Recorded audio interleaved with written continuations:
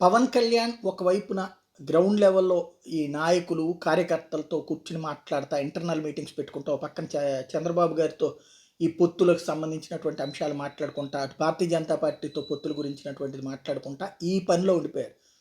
అటు తెలుగుదేశం పార్టీ అధినేత చంద్రబాబు నాయుడు ఆ పనిలో ఉండిపోయారు. ఆ సీట్ల సర్దుబాటు ఈ వ్యవహారాలకు దీంతో బయట ప్రచారంలోకి వెళ్ళడానికి ఎవరున్నారు? అటు పక్కన అందుకనే శంఖారావం పేరుతో లోకేష్ జనంలోకి వెళ్ళబోతున్నారు.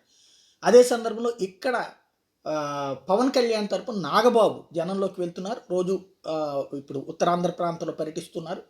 సభలు పెడుతున్నారు. అక్కడ కార్యకర్తల సమావేశాలు పెడుతున్నారు. అక్కడ పబ్లిక్‌ని అట్రాక్ట్ చేస్తున్నారు.